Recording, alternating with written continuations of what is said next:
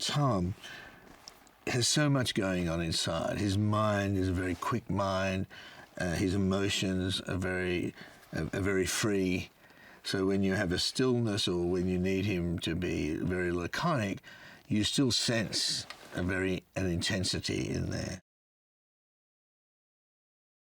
One of the things that flashed in my mind that there should be a female warrior, the equal of Max, and that she's fleeing across the wasteland, and Max reluctantly gets caught up with her in this post-apocalyptic world after the fall, as we call it. She's become a hard-bitten warrior.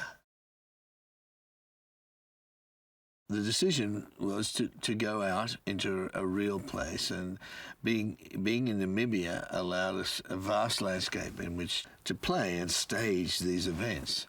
And there were times when there was a massive chase on with many, many vehicles and many cameras and edge arms following it, and sometimes a helicopter, and we had communications between the actors and the stuntmen. The guys on the poles, on top of the poles, had to know when to get their cues, so they were all rigged up.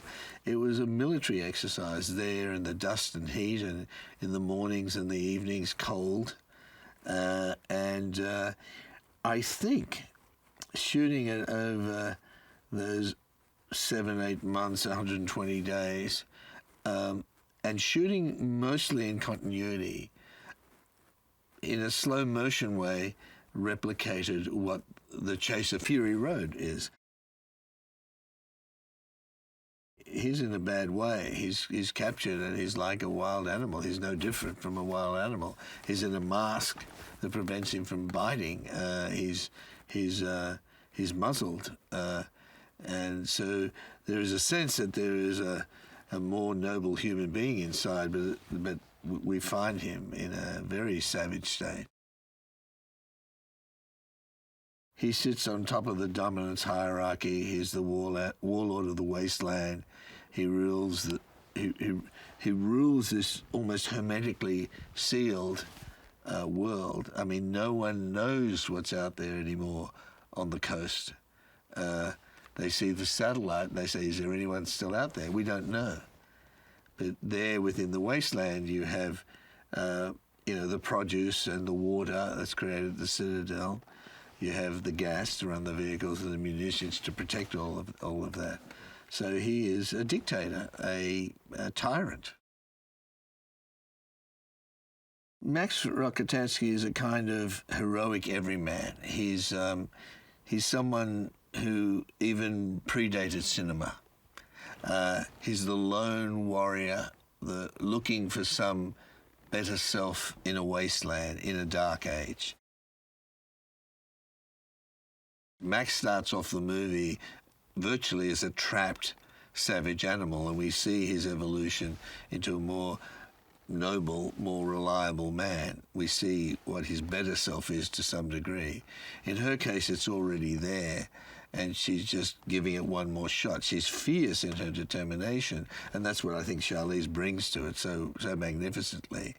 But she gets pretty close to being crushed, her soul, her heart being crushed, and but together they find some way to stand together against the chaos of the world, and they both improve because of that.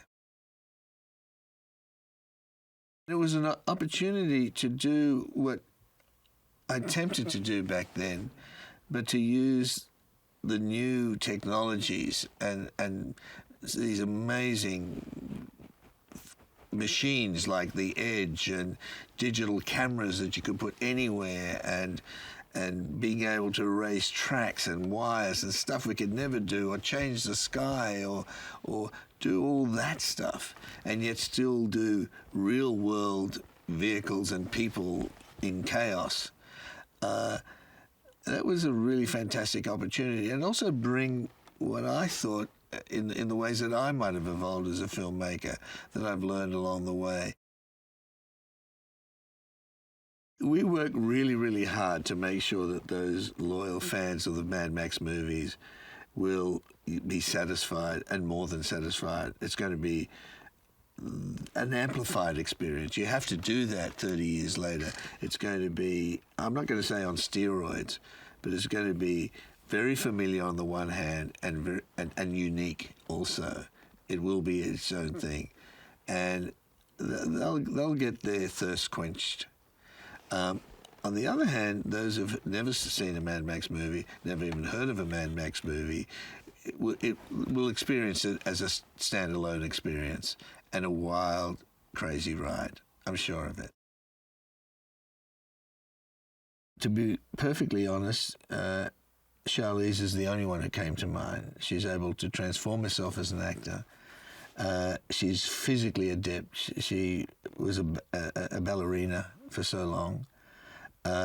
So she has that precision and discipline, the physical discipline. She's not afraid to go out there and be uncompromising. The way she fires a gun, the way she fights. She is a warrior. The way she drives and so on. And she was the one who said she wouldn't mess with hair. She called me one day and said, "Look, I'm just about to get a buzz cut. I better tell you before I do it," because we had thinking of some sort of wig and stuff. And I thought, brilliant. And I said, brilliant, go for it if you're prepared to do it. And it's absolutely right. Why would she mess with hair?